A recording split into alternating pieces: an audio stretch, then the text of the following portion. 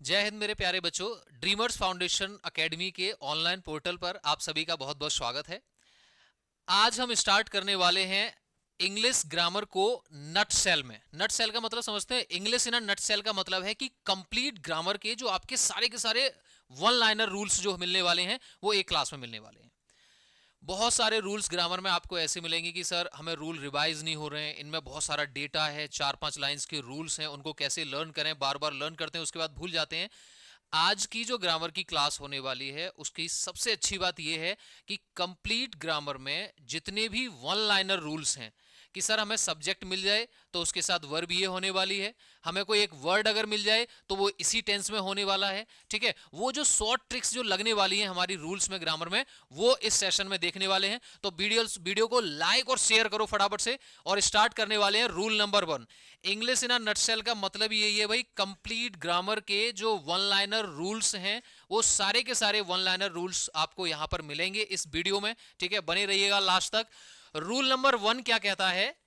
If any sentence starts with these words. ठीक है, मैं इन सारे के सारे वर्ड्स को अभी बताऊंगा, पहले रूल सुनो। रूल क्या है? आपके पास कुछ वर्ड्स दिए हुए हैं, कुछ एडजेक्टिव दिए हुए हैं, कुछ प्रोनाउन दिए हुए हैं, कुछ जिरंड दिया हुआ है। ठीक है, अगर किसी भी सेंटेंस की शुरुआत someone, anyone, no one, everyone, somebody, anybody, nobody, everybody, something, anything, nothing, everything, one of, none, each, every, either, neither, no other and gerund. Gerund का मतलब क्या होता है? वर्ब की कोई भी आईएनजी फॉर्म जब किसी भी सेंटेंस के स्टार्टिंग में यूज होके एज अ नाउन काम करती है तो उसको जिरंड कहते हैं। अगर किसी भी सेंटेंस की शुरुआत इन शब्दों से होगी तो उसके साथ आने वाली वर्ब आपकी सिंगुलर ही होगी, उसके साथ आने वाला पजेसिव एडजेक्टिव आपका सिंगुलर होगा, उसके साथ आने वाला पजेसिव प्रोनाउन भी सिंगुलर होगा। करना क्या है सर? आप चाहे किसी भी ईयर का कोई प्रीवियस ईयर का पेपर उठा के देखिए, चाहे वो एनडीए का हो, सीडीएस का हो, एक्स ग्रुप का, बाई ग्रुप, एसएससी, सीजीएल, किसी भी पेपर हो, अगर किसी भी सेंटेंस की स्टार्टिंग आपने इन शब्दों से की है तो उनके साथ आने वाली जो वर्ब है वो आने वाली वर्ब आपकी सिंगुलर ही होगी। ठीक है, अब करते हैं सर इनके जो एग्जाम्पल्स आते हैं, जो रूल्स आते हैं, उन पे जो क्वेश्चन बनने वाले हैं वो कैसे आएंगे। ठीक है, चलिए। फर्स्ट क्वेश्चन क्या है आपका? Each boy and each girl. अब इस क्वेश्चन में ही थोड़ा सा देखना पड़ेगा कि सर अगर आप दो अनकाउंटेबल नाउन को भी एंड से ज्वाइन करते हैं तो एंड एक ऐसा कंजक्शन है जो हमेशा थिंग्स को प्लूरल बनाता है। लेकिन अगर स्टार्टिंग में someone, anyone, no one, everyone, somebody, anybody, nobody, everybody, each, every, either, neither, one of, gerund, none, इनका अगर यूज होगा तो आने वाली वर्ब आपकी हमेशा क्या रहेगी? आने वाली वर्ब हमेशा सिंगुलर रहेगी। यानी कि अगर सेंटेंस की शुरुआत ईच से है तो वर्ब सिंगुलर आएगी। और भैया वर्ब सिंगुलर तब बनती है जब आप उसमें सिंगुलर वाला एस लगाते हैं। क्लियर है सर? ये तो आपने रूल तो बता दिया बट शब्द तो बहुत सारे हैं। देखो यार, सबसे अच्छी बात है कि शब्दों को आपको ज्यादा तो मिलेंगे। वन लाइनर का मतलब यही है कि आपको कुछ डेफिनेट वर्ड्स में देने वाला हूं और उनका रिवीजन आपको लगातार करना है। रिवीजन लगातार करने से मेरा मतलब है कि नॉर्मल अगर मैं बोलूं कि एक मान लो किसान है, अगर उसने खेत में कोई फसल बोई है, 100 दिन के अगर पीरियड में उसको काटना है तो कम से कम 80 टाइम्स वो अपने खेत पर घूमने जाएगा। और तुम्हारा दिमाग क्या है? एक खेत रूपी है। अगर उसमें मैं कुछ शब्दों की फसल डाल रहा हूं ना तो उसको कम से कम 70-80 बार रिवाइज करना है, 70 to 80 टाइम्स आपको। ठीक है, बात इसकी मैं गारंटी देता हूं, अगर ये सारे के सारे वर्ड किसी भी पेपर में आ जाएं, चाहे वो कोई सा भी पेपर हो, ठीक है, आप एक्स वाई ग्रुप में ग्रुप डी से उठा के चाहे बैंक पीओ तक चले जाओ, अगर वो स्टार्टिंग में है तो उनके साथ आने वाली वर्ब सिंगुलर ही आएगी। Nobody is perfect, sentence correct है। One of our student, sir were नहीं होना चाहिए, वॉज होना चाहिए। क्यों? क्योंकि सेंटेंस की शुरुआत अगर वन ऑफ से है तो आने वाली वर्ब आपकी सिंगुलर रहेगी। आइदर से अगर सेंटेंस की शुरुआत है तो वर्ब सिंगुलर होगी। और वर्ब सिंगुलर कब बनती है? वर्ब सिंगुलर तब बनती है जब उसमें एस लगता है। और नो अदर के साथ भी क्या रहेगी? सिंगुलर वर्ब रहेगी। तो पहला रूल आपका क्लियर हो गया। चलिए अब देखते हैं rule number 2। Rule number 2, as a conjunction भी यूज होता है, एज एन एडजेक्टिव भी यूज होता है और एज एन प्रोनाउन भी यूज होता है। कंजक्शन से बात कर लेते हैं कि सर आइदर और, neither nor, not only but also, ये पेयर कभी मिसमैच नहीं होंगे। नॉट ओनली अगर आपने किसी सेंटेंस में यूज किया है तो उसका पेयर आपको बाई हुक और बाई क्रुक बट ऑल्सो के साथ ही बनाना पड़ेगा। दूसरा, अगर सेंटेंस की शुरुआत में देखो आइदर है और उसके साथ और लगा हुआ है, तो सब्जेक्ट वर्ब एग्रीमेंट कहता है कि अगर आपने दो या दो से ज्यादा शब्दों को आइदर और, neither nor, not only but also say अगर यूज किया है, ज्वाइन किया है, तो उसके साथ आने वाली वर्ब आप सेकंड वाले सब्जेक्ट के अकॉर्डिंग ज्वाइन करेंगे, यूज करेंगे, ना कि फर्स्ट। नीदर हिज बाइक, और सर नीदर का जो पेयर होता है ना, वो और के साथ नहीं बनता है, किसके साथ बनता है? नॉर के साथ बनता है। पहली गलती मिल गई। नॉर हिज कार्स, अभी दो गलतियां हैं इसमें। पहली गलती एज अ कंजक्शन बता रहा हूं, और दूसरी गलती सब्जेक्ट वर्ब एग्रीमेंट की तरफ। नीदर का कंजक्शन का जो पेयर है वो और के साथ नहीं बनता, नॉर के साथ बनता है। और अगर दो सब्जेक्ट्स को, दो वर्ड्स को अगर आपने नाइदर नॉर से जोड़ा है या आइदर और से जोड़ा है, तो उनके साथ आने वाली वर्ब सेकंड सब्जेक्ट के अकॉर्डिंग आएगी। और सेकंड सब्जेक्ट अगर आपका कार्स है तो वर्ब प्लूरल होगी, और वर्ब प्लूरल, वर्ब की जो बेस फॉर्म होती है, जो फर्स्ट फॉर्म होती है, वो प्लूरल रहेगी। ठीक है, चलिए दूसरा केस क्या था कि सर जब भी हम एडजेक्टिव्स को पढ़ते हैं तो एडजेक्टिव्स में हमें एक बात सिखाई जाती है कि सब्जेक्टिव केस का जो कंपैरिजन है वो सब्जेक्टिव केस से रहेगा, ऑब्जेक्टिव केस का जो कंपैरिजन है वो ऑब्जेक्टिव केस से रहेगा। अगर आपने नॉट ओनली के बाद में यहां माई पेरेंट्स का यूज किया है जो कि एक सब्जेक्ट है, तो बट ऑल्सो के बाद में ये वर्ब क्या कर रही है? मेरी बात क्लियर हो रही है? कंजक्शन का जो पेयर है वो कंपैरिजन तभी दिखाएगा जब subject subject, verb verb, object object से रहेगा।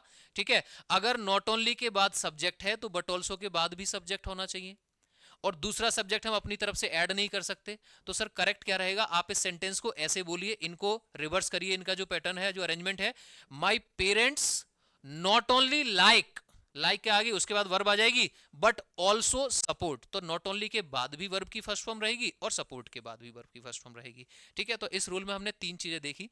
पहला, आइदर का कंजक्शन और के जो पेयर है वो और के साथ बनेगा।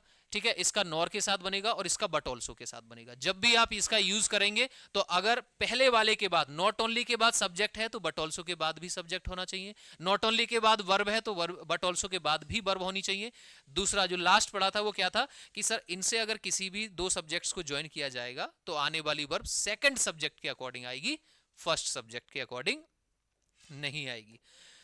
Rule number third, conditional clauses, conditional sentence का सबसे इंपॉर्टेंट रूल कि सर फ्यूचर में अगर आप कभी भी दो आप क्लॉजेस को यूज करते हैं तो उसमें आपको आवाज किसकी आती है? गा, गी या गे की। अगर वर्षा होगी मैं बाहर नहीं जाऊंगा, जब तक आप पढ़ाने नहीं आओगे मैं नहीं पढ़ूंगा। तो जब भी आप फ्यूचर की दो एक्शंस को यूज करोगे तो उसमें जो कंजक्शन के बाद वाली एक्शन जो रहेगी वो कंजक्शन के बाद वाला क्लॉज आपका हमेशा प्रेजेंट में रहेगा। कंजक्शन व्हेन भी हो सकता है, इफ भी हो सकता है, अनलेस भी हो सकता है, बाय द टाइम भी हो सकता है, कुछ भी हो सकता है। लेकिन कंजक्शन के बाद का जो आपका कंडीशनल क्लॉज रहेगा वो कंडीशनल क्लॉज आपका हमेशा प्रेजेंट में रहेगा। आप कंजक्शन के बाद वाले, जस्ट बाद वाले क्लॉज में आप उसमें विल या सेल का यूज नहीं करोगे। क्लियर है? अब जैसे ये तीन एग्जाम्पल हैं, इस पे मैंने सबसे पहले नोट कर लिया कि सर एक कंजक्शन मुझे ये मिल गया, फिर दोबारा से मैंने नोटिस किया एक कंजक्शन ये मिल गया, और थर्ड टाइम में मैंने नोटिस किया एक कंजक्शन ये मिल गया। जब भी आप किसी भी सेंटेंस में फ्यूचर के क्लॉजेस को यूज करोगे, कंजक्शन के जस्ट बाद वाला क्लॉज प्रेजेंट में रहेगा। यहां पर आप विल या सेल का यूज नहीं करोगे, विल या सेल मेन क्लॉज में आएगा। विल या सेल मेन क्लॉज यहां पे कंडीशनल क्लॉज में नहीं है तो सेंटेंस क्लियर है। कंजक्शन के बाद वाले क्लॉज में विल या सेल नहीं आएगा, नहीं है तो भी ठीक है। ठीक है, तो कंजक्शन के बाद वाला क्लॉज है वो प्रेजेंट में रहेगा, जबकि दूसरे वाला जो मेन क्लॉज है वो फ्यूचर में रहेगा। अब एक यहां पे समझने वाली बात क्या है, सर कंजक्शन को बहुत सारे होते हैं। आप किसी भी फ्यूचर की एक्शंस को, जितने सारे कंजक्शंस आप उसमें यूज करते जाएंगे उससे तो लाखों सेंटेंस बन जाएंगे। तो उनको याद कैसे रखना है? उनको याद रखने की ट्रिक ये है, आपको अगर किसी भी सेंटेंस में दो, तीन, चार या पांच जगह विल या सेल का यूज मिलेगा तो उसमें आपको कंजक्शन ढूंढना है। वो इफ है, शो है, दैट है, वेदर है। ठीक है, उसके साथ में आपको अनलेस है, अंटिल है, बाय द टाइम है, व्हेन है। जहां पर भी कंजक्शन मिलेगा, कंजक्शन के जस्ट बाद वाला क्लॉज जो होता है वो कंडीशनल क्लॉज होता है। आपको उसको प्रेजेंट में रखना पड़ेगा, आपको वहां से बिल कट करना है, बस। क्लियर है? चलिए रूल नंबर 2 बड़ा ही सिंपल सा रूल है। एक सेंटेंस में यूज ऑफ डबल कंपैरेटिव और double superlative degree is wrong. एक सेंटेंस में आप एक साथ दो पॉजिटिव, दो कंपैरेटिव या दो सुपरलेटिव डिग्रीज का यूज नहीं करोगे। क्लियर है? You are considerably more richer than George. ठीक है, तो सर मोर भी एक कंपैरेटिव डिग्री है, रिचर भी एक कंपैरेटिव डिग्री है। एक सेंटेंस में दो पॉजिटिव, दो कंपैरेटिव और दो सुपरलेटिव डिग्रीज का यूज नहीं होगा, तो यहां से क्या करना पड़ेगा? मोर को कट करना पड़ेगा। ठीक है, मोस्ट भी क्या है? सुपरलेटिव डिग्री है। स्ट्रॉन्गेस्ट भी सुपरलेटिव है। किसी भी सेंटेंस में दो कंपैरेटिव, दो पॉजिटिव या दो सुपरलेटिव डिग्री का यूज नहीं होगा। एक एक लाइन के ही रूल है ना सारे के सारे, देख लो भैया।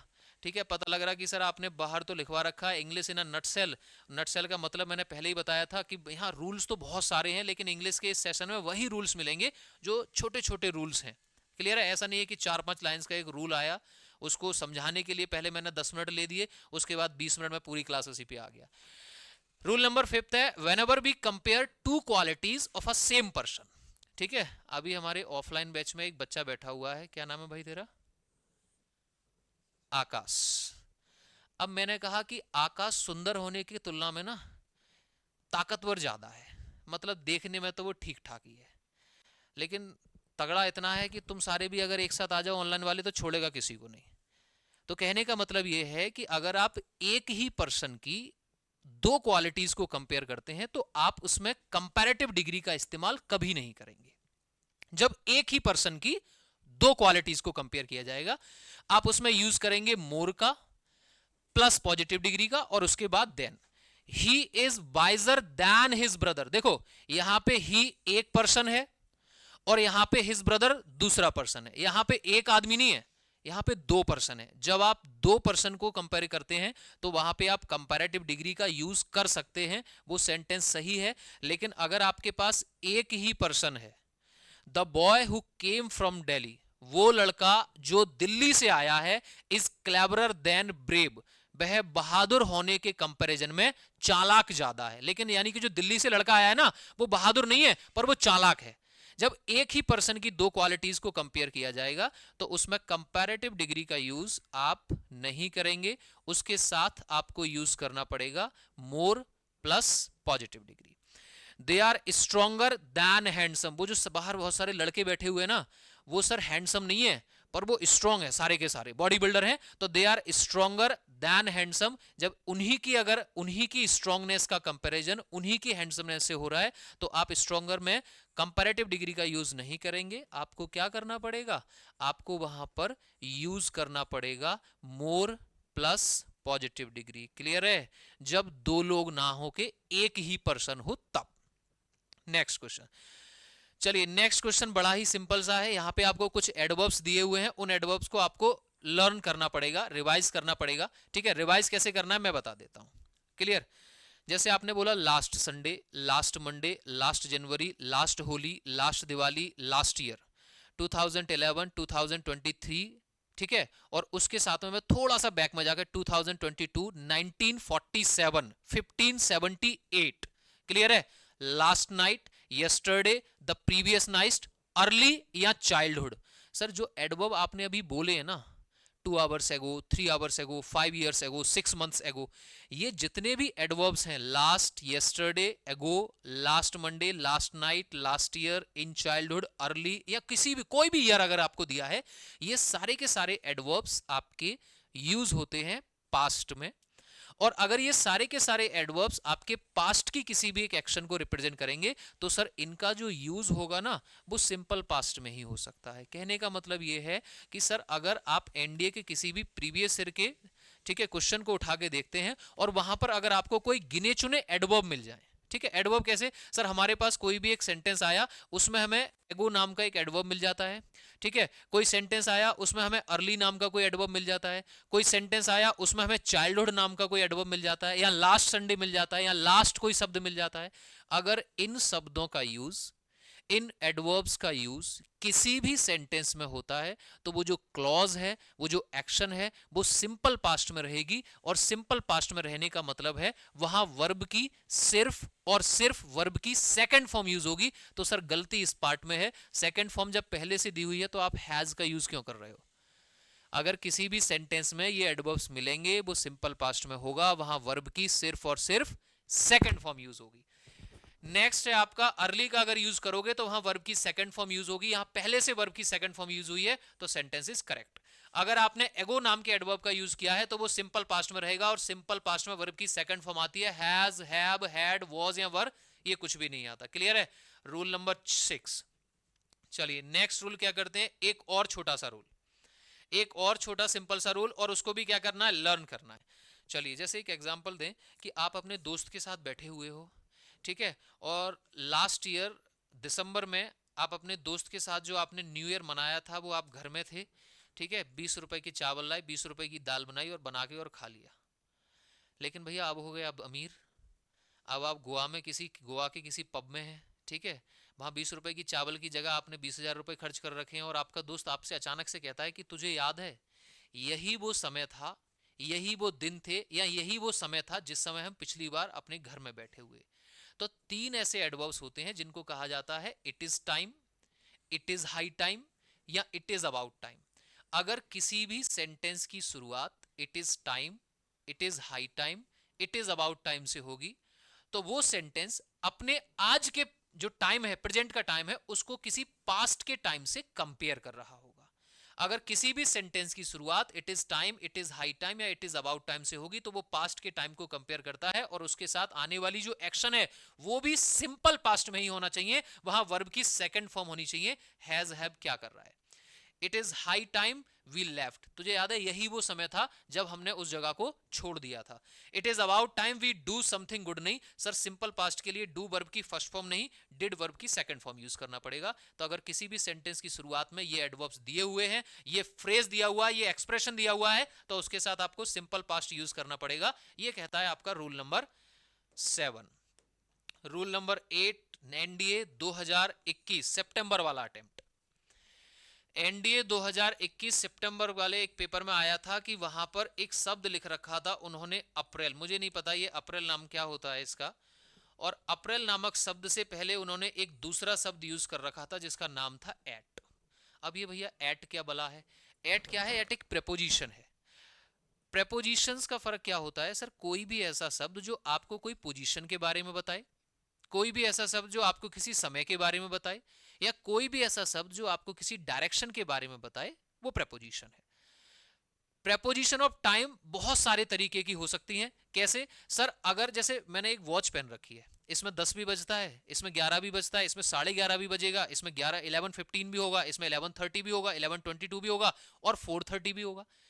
आप जितना भी फिक्स टाइम होता है जो आपके वॉच में जो टाइम होता है, वो सारे के सारे टाइम से पहले आप हमेशा एट प्रपोजिशन का यूज करेंगे।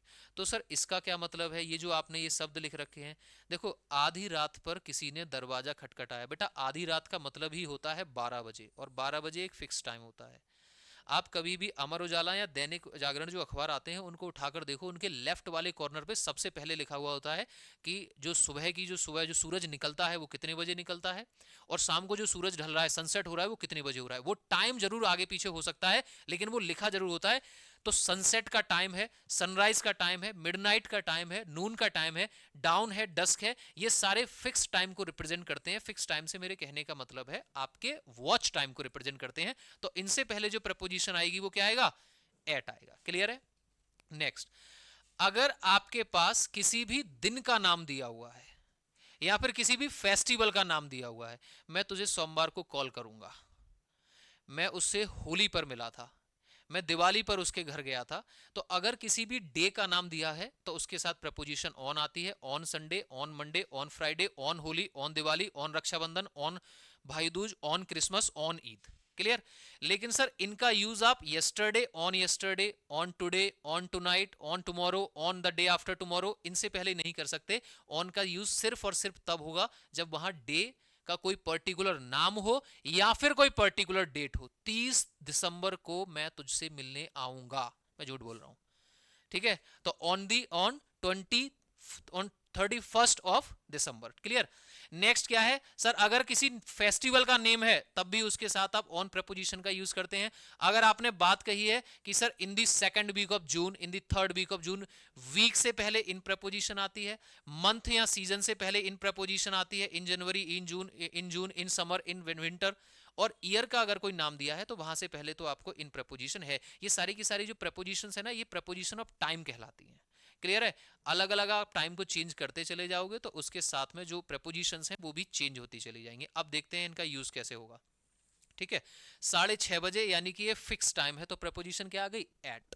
नेक्स्ट, क्लियर है। लंच टाइम, देखो आप अपने घर पे हो, आप हॉस्टल में हो, ठीक है, आप किसी स्कूल में हो, आप ऑफिस में हो, तो वहां पे जो लंच टाइम की जो बेल बजती है ना, उसके बजने का एक फिक्स टाइम होता है।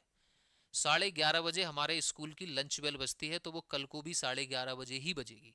वो क्या है, वो फिक्स टाइम है, लंच टाइम है, डिनर टाइम है, मिड, तभी तो कहते हैं मिडनाइट है, नून है, तो उससे पहले क्या है, ये फिक्स टाइम है, तो एट प्रपोजिशन आ गई। ठीक है, सनसेट के लिए एट प्रपोजिशन आ गई। तेरे जन्मदिन पर मैंने तुझे 100 रुपए का नोट दिया था, वो मुझे वापस दे दे। क्लियर है। तो ऑन बर्थडे, ऑन किसी भी ceremony, on Holi, on Diwali, अगर किसी दिन की बात हो रही है तो ऑन प्रपोजिशन आ जाएगी। क्लियर है। किसी भी सीजन की बात हो रही है तो इन प्रपोजिशन आ जाएगी। लेकिन sir last night, last Sunday, last Monday, next June, next year, ये लास्ट और नेक्स्ट शब्द से पहले कोई प्रपोजिशन का यूज नहीं होगा। प्रपोजिशन का यूज तब होगा ऑन का जब किसी दिन का एग्जैक्ट नाम दिया हो। I will call you on Monday, I will call you next Monday. Next या लास्ट से पहले किसी भी प्रपोजिशन का यूज नहीं होता है।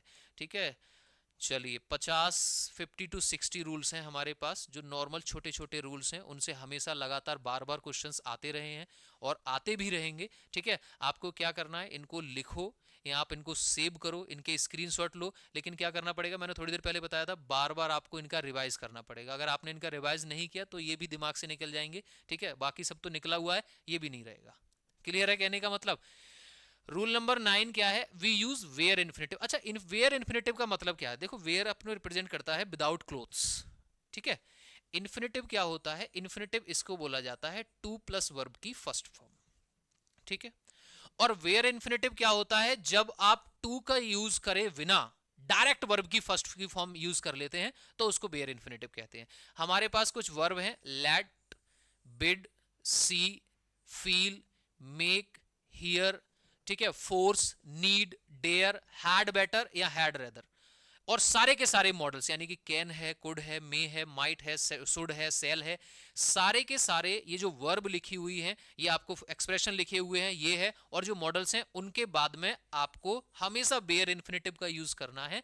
वेयर इन्फिनेटिव का यूज करने का मतलब है कि NDA, x group, by group या एयरफोर्स या कोई भी एसएससी के एग्जाम में आपको टू प्लस वर्ब की फर्स्ट फॉर्म लिखा हुआ मिलेगा, और वेयर इन्फिनेटिव का मतलब है आपको यहां से टू को कट करना है, लेकिन सिर्फ इन वर्ब्स के साथ में। अगर मेक है तो आपको वहां टू का यूज नहीं करना है, डायरेक्ट वर्ब की फर्स्ट फॉर्म आएगी। अगर हैड बेटर एक्सप्रेशन है, आपको टू का यूज नहीं करना है, डायरेक्ट वर्ब की फर्स्ट फॉर्म आएगी। अगर विड या बेड है तो आपको टू का यूज नहीं करना है, डायरेक्ट आपके वर्ब की फर्स्ट फॉर्म आएगी, क्योंकि ये वो एक्सप्रेशन है जिनके साथ आने वाली वर्ब टू का यूज कभी नहीं करती अपने साथ। वेयर इन्फिनेटिव होता है, विदाउट टू यूज होता है। क्लियर है, रूल नंबर 9। चलिए नेक्स्ट, एक और छोटा और बेकार सा रूल। क्लियर है, सबसे पहले तो ये कर लो कि अनलेस वाला जो रूल है वो एनडीए ने पूछ रखा है, और हार्डली और व्हेन वाला जो पेयर है वो एनडीए ने पूछ रखा है। ये कुछ कंजक्शन के पेयर हैं कि सर आप एक ही सेंटेंस को दो तरीके से बोलो। अगर तू मेहनत नहीं करेगा तो फेल हो जाएगा, unless you work hard you will fail, you should fail, you shall fail. क्या होना चाहिए सर, कंजक्शन का पेयर ये कहता है कि अगर आपने अनलेस का यूज किया है तो उसका पेयर आप हमेशा हमेशा हमेशा हमेशा हमेशा हमेशा बिल के साथ बनाएंगे। लेस्ट से अगर आपने वही शब्द बोला है, ठीक है, लेस्ट you work hard you should fail, अगर लेस्ट यूज हुआ है तो उसके साथ आप हमेशा सिर्फ और सिर्फ शुड का यूज होगा। देखो एक शब्द होता है SOON, ये आपके एडजेक्टिव की पॉजिटिव डिग्री होती है, इसमें ER लग जाता है तो ये आपकी कंपैरेटिव डिग्री है, और कंपैरेटिव डिग्री का पेयर हमेशा देन के साथ बन रखा है। ये भी एनडीए 2 बार पूछ चुका है। अगर कहीं से किसी सेंटेंस की स्टार्टिंग नो सूनर से है तो उसका पेयर देन के साथ ही बनेगा। अगर किसी सेंटेंस की स्टार्टिंग हार्डली से है, रेयरली से है, वेयरली से है, तो उसका पेयर सिर्फ और सिर्फ WHEN when के साथ ही बनेगा। अब देखते हैं एग्जाम्पल में क्वेश्चन कैसे आते हैं। फर्स्ट वाला क्वेश्चन देखना सबसे पहले। फर्स्ट वाले क्वेश्चन में इस शब्द का यूज हुआ है, अगर लेस्ट का शब्द हुआ है तो उसका जो पेयर है वो केबल और केबल शुड के साथ ही बनेगा। अगर अनलेस का यूज हुआ है तो उसका पेयर केबल और केबल बिल के साथ बनेगा। ये जो दोनों ही सेंटेंस है मैं दो तरीके से बोल सकता हूं, work hard unless you will fail, work hard लेस्ट you should fail. Clear है? अगर आपने किसी सेंटेंस की स्टार्टिंग में हार्डली का यूज किया है तो उसका पेयर आप WHEN व्हेन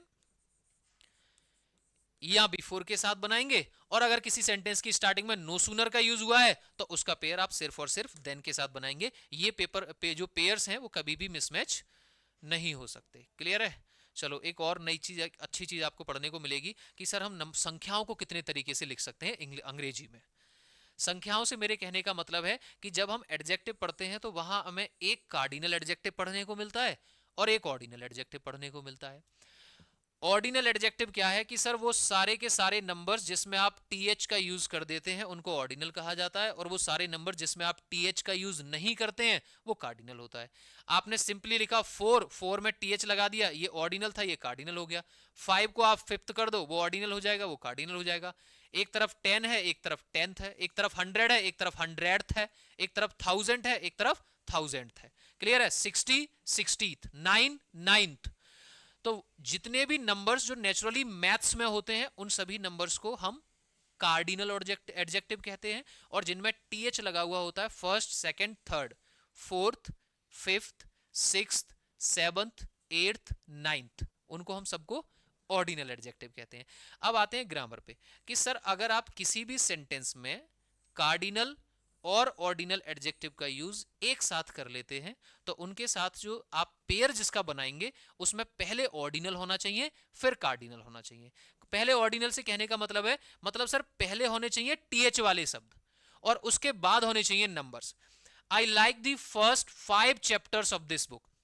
मुझे इस किताब के पहले 5 चैप्टर पसंद है। कि ये जो सर फर्स्ट लिखा हुआ है ना, ये फर्स्ट होता है ऑर्डिनल, और ये जो लास्ट में आपने नंबर लिखा हुआ है 5, ये होता है कार्डिनल। जो करेक्ट सीक्वेंस होता है वो 5 फर्स्ट नहीं होना चाहिए, फर्स्ट 5 होना चाहिए, क्योंकि जो पेयर्स आप बनाएंगे वो पहले कार्डिनल नहीं, पहले ऑर्डिनल फिर कार्डिनल, ओसी का पेयर बनेगा। They call the first last, ठीक है, 5 लास्ट या फर्स्ट लास्ट। तो सर लास्ट क्या है? लास्ट भी एक ऑर्डिनल एडजेक्टिव है, और 5 क्या है? एक नंबर है जो कि एक कार्डिनल एडजेक्टिव है। तो पहले ऑर्डिनल एडजेक्टिव आएगा और उसके बाद कार्डिनल एडजेक्टिव आएगा। जब भी हम कभी किसी भी सेंटेंस में कार्डिनल और ऑर्डिनल दोनों एडजेक्टिव का यूज एक साथ करेंगे तो उसमें जो सीक्वेंस रहेगा वो O+C का रहेगा। चलिए, बाकी तो लोग नहीं समझेंगे O+C का मतलब, बट जिसने ग्रामर पढ़ी है वो समझेगा। ठीक है, दूसरे एक एडजेक्टिव है सर, एक सम है और एक एनी है। सम एडजेक्टिव एक एडजेक्टिव की तरह भी यूज हो सकता है सम, और एक प्रोनाउन की तरह भी यूज हो सकता है। एनी भी एक एडजेक्टिव भी है और एक प्रोनाउन भी है। फर्क क्या होता है सर दोनों में? अगर आपके पास कोई भी पॉजिटिव सेंटेंस दिया हुआ है तो आप उसमें सम का यूज करेंगे। देहरादून में मेरे कुछ दोस्त रहते हैं, ये पॉजिटिव सेंटेंस है। ठीक है, मैंने भी कुछ एग्जाम दिए हैं, ये पॉजिटिव सेंटेंस है। ठीक है, मेरे पास कुछ पैसे हैं, ये पॉजिटिव सेंटेंस है।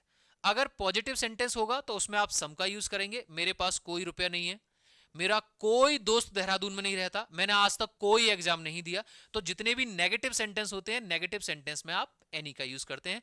आई have some fruits in my bag, मेरे बैग में कुछ फल हैं, अच्छी बात है। ठीक है, कोई गंदी चीज तो नहीं है, फल ही है। तो आप पॉजिटिव सेंटेंस है, पॉजिटिव सेंटेंस में सम का यूज होगा। और अगर नेगेटिव सेंटेंस है तो सर नेगेटिव सेंटेंस में आप सम का यूज नहीं कर सकते। आपको बोलना पड़ेगा आई डोंट हैव एनी, और एनी के बाद आने वाला जो सब्जेक्ट है वो भी सिंगुलर रहता है, सब्जेक्ट प्लूरल नहीं रहता।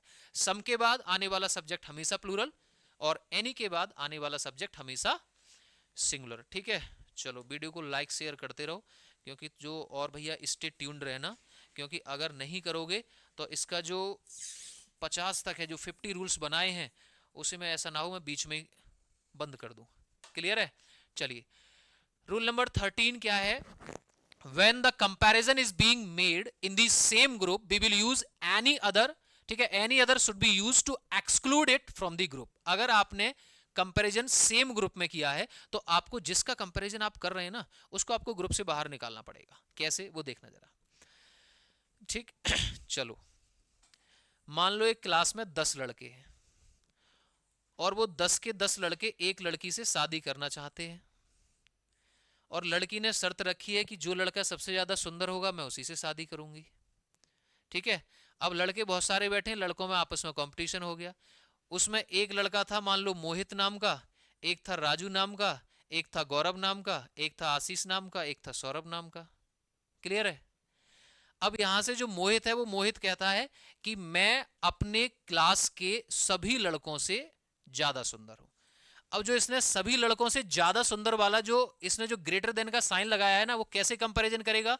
मोहित is greater than Anuj, Mohit is greater than Rahul, Mohit is greater than Govind, ये सारे के सारे लड़कों से ज्यादा सुंदर लिख लेगा। लेकिन जब इसने बोला था ना कि मोहित मैं अपने क्लास के सभी लड़कों से ज्यादा सुंदर हूं, मैं भी तो उसी क्लास का हिस्सा हूं, तो एक कंपैरिजन ऐसे आएगा कि मोहित इज मोर हैंडसम दैन मोहित, और मोहित मोहित से ना ज्यादा हैंडसम है, मोहित मोहित से ना कम हैंडसम है, वो तो बराबर है। फिर ये जो यहां पे ग्रेटर देन वाला साइन था वो गलत हो जाएगा, और ग्रेटर देन वाला साइन गलत हुआ यानी कि कंपैरेटिव डिग्री गलत हुआ, और कंपैरेटिव डिग्री गलत हुई सेंटेंस गलत। तो एक काम करो सर, मोहित ऐसा नहीं बोलेगा कि मैं अपने क्लास के सभी लड़कों से ज्यादा सुंदर हूं, नहीं, मैं अपने क्लास के बाकी बचे हुए सभी लड़कों से ज्यादा अच्छा हूं, यानी कि मेरा कंपेरिजन मुझे खुद से नहीं करना है, मुझे तो बाकी बचे हुए से करना है। तो मुझे अपने आप को अलग निकाल के रखना पड़ेगा, तब बोलूंगा कि बाकी बचे हुए लड़कों से ज्यादा अच्छा है। और बाकी बचे हुए के करने के लिए एक अलग से आपको एडजेक्टिव डालना पड़ेगा जिसका मतलब है any other. He is cleverer than any boy in the class, वह क्लास के सभी लड़कों से ज्यादा अक्षर है। भैया वो भी तो उसी क्लास का हिस्सा है, तो अगर कंपैरिजन सेम ग्रुप में करना पड़ेगा तो आपको एनी के बाद अदर का यूज करना पड़ेगा। नेक्स्ट क्वेश्चन है, India is stronger than any Asian country, India जो है वो सभी एशियन देशों से ज्यादा ताकतवर है। अरे इंडिया भी तो एशिया में ही आता है, इंडिया पाकिस्तान से ज्यादा ताकतवर है, अफगानिस्तान से ज्यादा है, रसिया से ज्यादा है, चाइनीज से ज्यादा है। अब एक कंपैरिजन ऐसा आएगा जिसमें इंडिया इंडिया से ज्यादा है, अब वो कंपैरिजन वहां पे खत्म, कंपैरेटिव डिग्री लगी नहीं पाएगी वहां पे, क्योंकि वो उसको ज्यादा दिखाना है और एक एक पर्सन खुद से ज्यादा नहीं हो सकता। तो ऐसा नहीं बोल सकते कि इंडिया सभी एशियन कंट्रीज से ज्यादा अच्छा है, इंडिया बाकी बचे हुए सभी एशियन देशों से ज्यादा अच्छा है, उसको ग्रुप से अलग निकालना पड़ेगा। तो कंपैरिजन जब सेम ग्रुप में होता है तो आपको एनी अदर का यूज करना पड़ेगा। नेक्स्ट है, Delhi is more peaceful than any city in Goa, Delhi Goa के हर शहर से ज्यादा पीसफुल है, ये सही बात है। दिल्ली आपका आ गया अलग हो गया यूनियन टेरिटरी, गोवा आपकी स्टेट हो गई अलग। सर यहां तो कंपैरेटिव जो है वो सेम ग्रुप में है ही नहीं, सेम ग्रुप में कंपैरिजन तो तब होता कि सर मैं उत्तर प्रदेश या गोवा की ही एक सिटी का कंपैरिजन गोवा की ही दूसरी सिटी से करता। तो दिल्ली आपका यूनियन टेरिटरी आ गया, वो स्टेट आ गया, सेम ग्रुप है ही नहीं। जब सेम ग्रुप नहीं है तो सर एनी अदर का यूज भी नहीं होगा, तो जो सेंटेंस थर्ड वाला है ना वो आपका करेक्ट रहेगा। अगर कंपैरिजन सेम ग्रुप में है तो आप एनी अदर का यूज करो, और कंपैरिजन अगर सेम ग्रुप में नहीं है तो आप एनी अदर का यूज भी नहीं करेंगे। क्लियर है? चलिए, सबसे सिंपल रूल और बहुत ही सिंपल है, मतलब मैं बताऊंगा भी नहीं, मैं सिर्फ इतना बताऊंगा कि प्रिफर एक आपका एक्सेप्शन है, कोई भी ऐसा शब्द जिसके बाद में आई ओ आर लगा हुआ होता है उसके बाद में देन का यूज नहीं होता, उसके बाद में टू होता है। ठीक है, सेंटेंस पढ़ा, अगर यहाँ पे आई ओ आर दिया हुआ है तो उसके बाद में टू होता है। प्रिफर एक एक्सेप्शन होता है, प्रिफर का मतलब है किसी से प्राथमिकता होना, अगर प्रिफर है तो उसके साथ में आई ओ आर होता है। कोई भी ऐसा एडजेक्टिव जिसके लास्ट में prefer, junior, senior, interior, prior, ठीक है, जिसके बाद में आई ओ आर का यूज होता है, उसके बाद में टी एच एन देन का यूज नहीं होता, उसके बाद में आपको TO2 का यूज करना पड़ेगा। क्लियर है? ठीक है, अब थोड़ी सी समझने वाला रूल आ गया भैया। चलिए, अब जैसे क्लास में ये लड़का कौन था, आनंद, आनंद भी यहाँ पे दूसरा एक लड़का है। ठीक है, खैर इस बार मैं राठी का कंपैरिजन दूंगा, मेरा राठी भी बैठा हुआ है यहाँ पे, नहीं तो बुरा मान जाएगा वो। अब परेशानी क्या है, राठी जी बैठे हुए हैं, राठी जी ने कहा कि मैं इस काम के लिए ना परफेक्ट हूं, और दूसरा राठी जी ने अपना सेंटेंस क्या बोला कि मैं दुनिया का एकमात्र यूनिक स्टूडेंट हूं। अब ये बात आनंद को हजम नहीं हुई, आनंद बोला कि नहीं नहीं नहीं, मैं राठी से भी ज्यादा यूनिक हूं। अब तीसरा गोविंद भी बैठा हुआ है, गोविंद बोलेगा कि तुम इस काम के लिए परफेक्ट हो, उसने कहा वो इस काम के लिए ज्यादा परफेक्ट है, उसने कहा वो काम के लिए सबसे ज्यादा परफेक्ट है। इसका मतलब ये हो गया कि मेरे पास ये एक बोतल है, ठीक है, और इसमें एडजेक्टिव लगाना है एम्प्टी। एक ने कहा कि सर मेरी वाली जो बोतल है ना वो भरी हुई है। अब बोतल 250 ग्राम की है तो पानी भी 250 ग्राम है। दूसरे ने कहा नहीं सर आप मेरी बोतल से पानी पियो, मेरी बोतल ज़्यादा भरी हुई है, मतलब उसका 250 ग्राम पानी यहाँ तक और 250 ग्राम यहाँ हवा में कूद रहा है। तीसरे ने कहा नहीं सर आप मेरी बोतल से पानी पियो, मेरी बोतल सबसे ज़्यादा भरी हुई है, 250 ग्राम पानी यहाँ है, 250 ग्राम पानी यहाँ है और 250 इधर ऊपर भी रखा हुआ है। तो सर कुछ एडजेक्टिव ऐसे होते हैं जिनकी ना ही कोई कंपैरेटिव डिग्री होती है, जिनकी ना ही कोई सुपरलेटिव डिग्री होती है। आप अगर फुल का यूज करेंगे तो फुल मतलब भरा का मतलब भरा हुआ, वो ज्यादा नहीं भरा जा सकता। अगर किसी बाल्टी में किसी बकेट में 10 लीटर पानी आता है तो 10 लीटर से ज्यादा उसमें 11 लीटर नहीं डाला जा सकता, अगर 1 लीटर ज्यादा वो ओवरफ्लो हो जाएगा। तो there are some adjectives that does not have any comparative और सुपरलेटिव डिग्री। क्या क्या है sir? Unique, ideal, perfect, extreme, entire, universal, final, comprehensive, extreme, empty, full, absolute, chief. इन एडजेक्टिव से पहले ना ही आप मोर का यूज कर सकते और इन एडजेक्टिव से पहले ना ही आप मोस्ट का यूज कर सकते। इनको आपको लर्न करना पड़ेगा, इनको आपको रिवाइज करना पड़ेगा। बड़े ही सिंपल से एडजेक्टिव थे। अगर ये शब्द, ये एडजेक्टिव आपको किसी सेंटेंस में मिलेंगे तो उनसे पहले आप किसी भी कंपैरेटिव डिग्री, उनसे पहले आप किसी भी सुपरलेटिव डिग्री का यूज नहीं कर सकते। क्लियर है? Very good. चलो क्लियर तो खैर ठीक है। कितने हो गए थे? 15 हो गए थे ना? 15 हो गए थे। छोड़ना नहीं है, नहीं तो तुम बोलोगे कि वो पिछले वाली वीडियो का एक बार और कराओ। पूरी वीडियो में दोबारा थोड़ी कराऊंगा फिर। चलिए नेक्स्ट है, if a sentence starts with here और देयर। चलो कभी आज तक देखा था? आप रूम में बैठे हुए हैं और आपका दोस्त आया। दोस्त को क्या बुलाते हो आप? दोस्त को दोस्ती बुलाओ ठीक है, आपका दोस्त आया और आपने बोला ये आया मेरा शेर, तो वहां पे एक शब्द बोला जाता है हेयर कम्स माई फ्रेंड। ठीक है, और ये गया मेरा बेटा। बेटा मतलब बेटे को ही बोला है, दोस्त को नहीं बोला है। क्लियर? तो अगर किसी भी सेंटेंस की शुरुआत में आप हेयर या देयर एडवर्ब ऑफ प्लेस का यूज करोगे तो उसके बाद में आने वाला सेंटेंस आपका हमेशा सिंपल प्रेजेंट रहना चाहिए। दोबारा सुनो, अगर किसी भी सेंटेंस की शुरुआत में आपने हेयर या देयर का यूज किया है तो उसके बाद जो सेंटेंस यूज होगा वो सेंटेंस हमेशा आपका सिंपल प्रेजेंट में होना चाहिए। अगर वो सिंगुलर है तो सिंगुलर के लिए सर वर्ब भी सिंगुलर यूज करनी पड़ेगी, और वर्ब सिंगुलर तब बनती है जब उसमें एस लगता है। अगर वो सिंगुलर है ना, ठीक है, ब्रदर, तो ब्रदर के लिए सर वेंट, ये वेंट गलत है। वेंट वर्ब की सेकंड फॉर्म हो गई, फर्स्ट फॉर्म क्या होती है? गो। और अगर भाई अकेला है तो सिंगुलर के लिए वर्ब सिंगुलर कब बनेगी? गोज। अगर किसी भी सेंटेंस की शुरुआत में हेयर या देयर का यूज हुआ है तो वो सिंपल प्रेजेंट में रहेगा, और सिंपल प्रेजेंट में प्लूरल के लिए वर्ब की फर्स्ट फॉर्म आती है और सिंगुलर के लिए एस या ईएस वाली फॉर्म।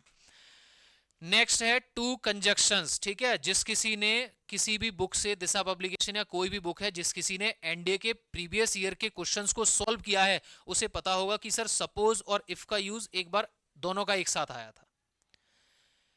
किसी भी सेंटेंस में आप दो कंजक्शंस को एक साथ यूज नहीं कर सकते। Two conjunctions should not be used in the same sentence. एक ही सेंटेंस में दो कंजक्शन एक साथ यूज नहीं कर सकते। अगर सपोज और इफ दोनों हैं, दोनों ही एक चीज को दिखाते हैं, दोनों ही कंडीशन लगाते हैं, तो आपको एक कंजक्शन कट करना पड़ेगा। ठीक है, ऑल्दो एक कंजक्शन हो गया और ये दूसरा हो गया। आपने कॉमा लगा दिया ना, तो यानी कि आप ये वट नहीं लगाएंगे, उसी से काम चल जाएगा, ये सुपरफ्लस हो जाएगा, जरूरत से ज्यादा हो जाएगा। आप एक सेंटेंस में डबल कंजक्शंस का यूज नहीं करेंगे, आप एक सेंटेंस में दो कंजक्शन का यूज नहीं करेंगे। क्लियर है? चलो रूल नंबर 18। रूल नंबर 18 है बोथ एंड बिटवीन। ठीक है, एक बोथ शब्द है, एक बिटवीन है, इन दोनों के ही बाद अगर आपको किसी चीज का यूज करना है वो यूज आपका एंड होना चाहिए। इसके बाद आप एज वेल एज लगा हुआ होता है सब्जेक्ट वर्ब एग्रीमेंट में, जब आप पढ़ते हैं तो वहां पे बोथ को एज वेल एज लिखा हुआ आता है बुक्स में, उस एज वेल एज को कट करना होता है, उसके बाद एंड लगाना होता है कि both and between will be followed by a and D and. अगर किसी सेंटेंस में आपने nothing is good between Sita और गीता, नहीं हो सकता nothing is good between Sita and Gita. क्यों? क्योंकि बिटवीन दे रखा है। ठीक है, अगर आपने बोथ का यूज किया है तो बिटवीन और बोथ के बाद में एज वेल एज नहीं आ सकता, उसके साथ क्या आएगा? एंड आएगा। तो ये दो ऐसे शब्द थे जिनके बाद में बिटवीन के साथ या बोथ के साथ आप किसी भी दूसरे कंजक्शन का यूज नहीं कर सकते एक्सेप्ट एंड। क्लियर है? चलो मेरा सबसे पसंदीदा रूल, 2022 एनडीए 2 क्वेश्चन, और 2023 के फर्स्ट में भी क्वेश्चन आया इससे, और जिसमें आप एक क्वेश्चन को बड़ा देखते हैं, one of the widely bad spirit, ठीक है, ये इसमें एक सेंटेंस होगा वन ऑफ द मोस्ट, ये एनडीए का प्रीवियस ईयर का क्वेश्चन है, ये एनडीए का प्रीवियस ईयर का क्वेश्चन है। छोटा सा रूल है कि सर वन ऑफ, ये जो शब्द है ना ऑफ, आप वन ऑफ बोलिए, आप नन ऑफ बोलिए, इधर ऑफ बोलिए, एनी वन ऑफ बोलिए, ईच ऑफ बोलो, ठीक है, उसके साथ में आप बोथ ऑफ बोलिए, सम ऑफ बोलिए, मैनी ऑफ, ठीक है, a variety of, a number of, जहां पर भी आपने इस ऑफ का यूज किया है उसके बाद आने वाला जो सब्जेक्ट है वो आने वाला सब्जेक्ट हमेशा प्लूरल होगा, तो इसको याद करने की जरूरत नहीं है। जिस किसी भी सेंटेंस में आपने ऑफ का यूज किया है उसके बाद आने वाला जो सब्जेक्ट है वो हमेशा प्लूरल है, उसको लर्न करने की जरूरत नहीं है।